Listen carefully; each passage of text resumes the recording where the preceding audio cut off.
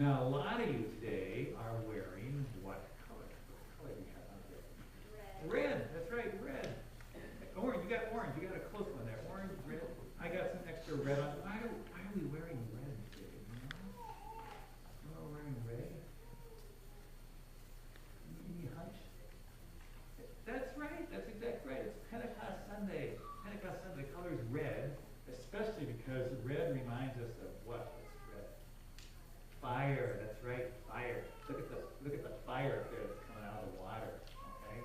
And whenever there's a dove in church, the dove reminds us of one way in which we know God, the Holy Spirit.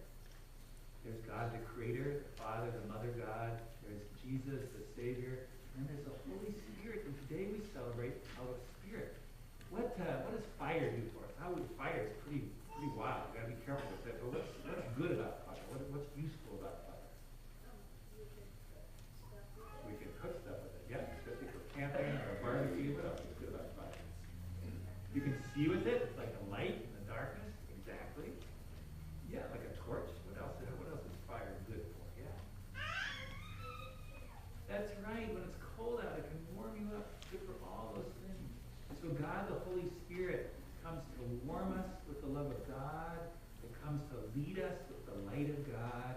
It comes to cook us. It comes to cook us as a congregation, so we grow, so we get ready. We get to just the right flavor as a congregation, and we're out in the world, and we're delicious for the world, and we invite them to come and be with us.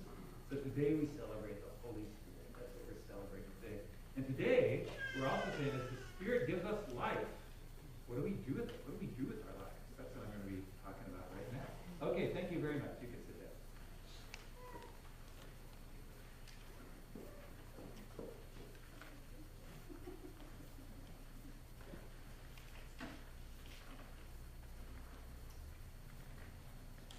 When I was at my first congregation in San Francisco, we had a parochial school there, and Darren was one of the students in the school. He was a fourth grader. He was 9 years old. And I heard on a Monday morning after the weekend had passed that Darren had gone out playing in his neighborhood on the Sunday just the day before, and there was a construction project going on about a block away, and Darren was trotting down there sort of by himself, and he noticed that there was a big bulldozer on the construction site, and none of the workers were around because it was Sunday, so Darren thought this would be fun to kind of climb up on that bulldozer and see what it's like to sit in a bulldozer. So he did that. And then he discovered a little set of keys that someone had left in the bulldozer, and so he thought, well, this is like a car, but I can turn it on. He turns it on, and it turned on.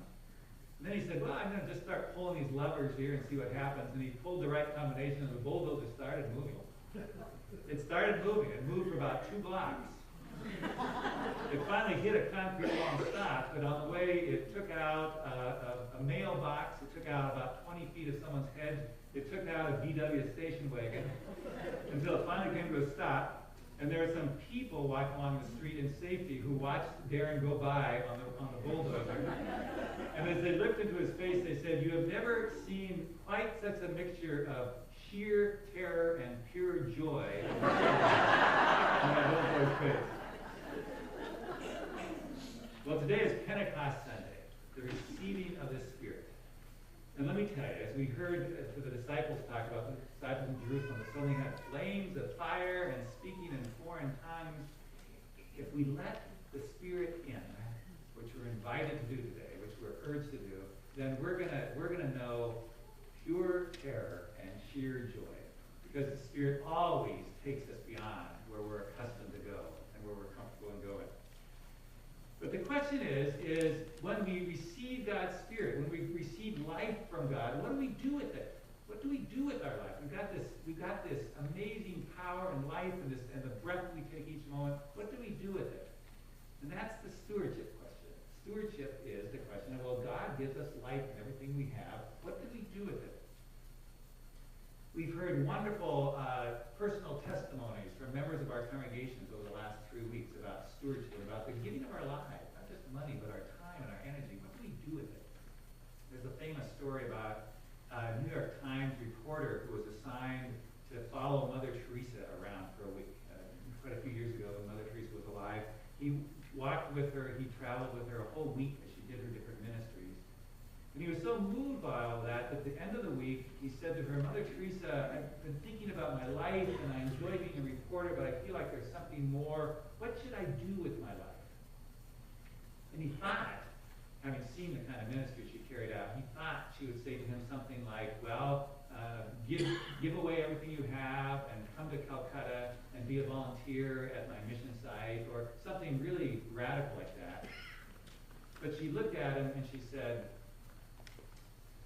do something beautiful for Jesus.